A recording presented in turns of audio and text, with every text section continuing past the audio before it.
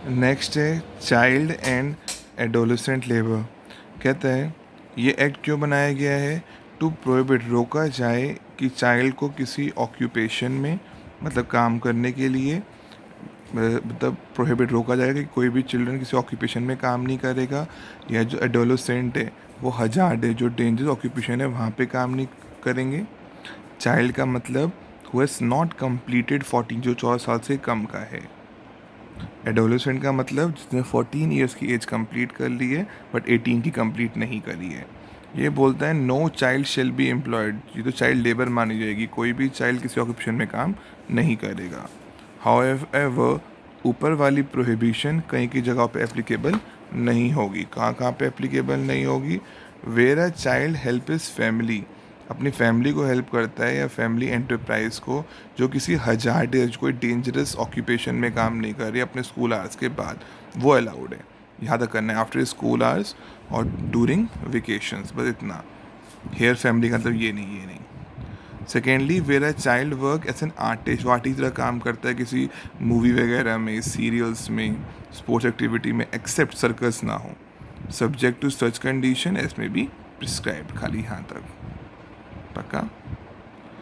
तो वैसे कोई भी चाइल्ड कहीं भी काम करेगा तो वो प्रोहिबिटेड है। चाइल्ड का मतलब वो जो 14 साल से कम का, तो कहीं भी काम नहीं करता। हाँ, अपने फैमिली बिजनेस में स्कूल आवर्स के बाद काम कर सकता है या अपने मूवी वगैरह में काम कर सकता है। Next, the provision of this part apply to हर एक स्टैब्लिशमेंट पे अप्लाई करेगा।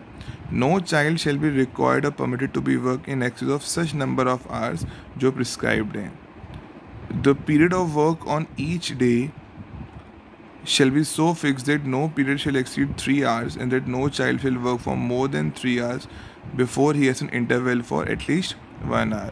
तो पहली बात तो चाइल्ड अगर काम करेगा 3 घंटे, 3 घंटे उसे घंटे का ब्रेक दिया जाएगा।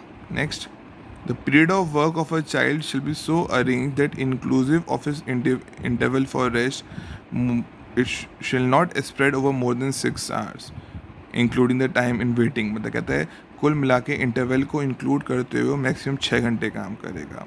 कोई भी चाइल्ड 7 PM से 8 AM के बीच में काम नहीं करेगा, ओवर टाइम काम नहीं करेगा। No child shall be required permitted to work in any step on any day in which एक बार उसने काम कर लिया तो ओवर टाइम करने की उसकी ज़रूरत नहीं है।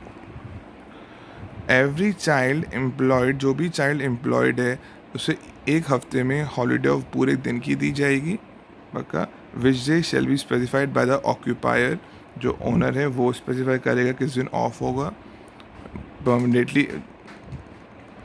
And the day so specified shall not be altered by the occupier more than once, मतलब वो डे पहले से फिक्स होगा, उसको आप चेंज नहीं कर सकते, वो खाली एक ही बार 3 महीने में एक ही बार चेंज कर सकते हो। एवरी चाइल्ड जो किसी भी इस्टेब्लिशमेंट में काम कर रहा है उसे एक वीक में एक हॉलीडे दी जाएगी, जो occupier in a notice permanently exhibited in a conspicuous place, जो फैक्ट्री में वो पेपर पहले से लगा होगा जहाँ पे कोई भी इंसान देख पाए, और वो जो डेट है वो 3 महीने में एक ही बार चेंज कर सकते हो।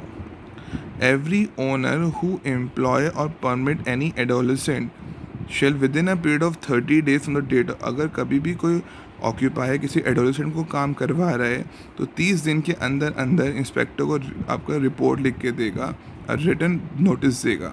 इंस्पेक्टर को बताएगा कि ये काम कर, तो कहता है तो 30 डेज़ के अंदर इंस्पेक्टर को, जो कि लोकल लिमिट के अंदर आता है, उसको लिखित में देगा। क्या लिख के देगा? Name and situation of the establishment, कौन सी इस्टेब्लिशमेंट है, कौन एक्चुअल मैनेजमेंट है, एड्रेस क्या क्या है, नेचर ऑफ ऑक्यूपेशन, क्या क्या प्रोसेस वहाँ पे कैरी आउट होता है। पक्का। नेक्स्ट।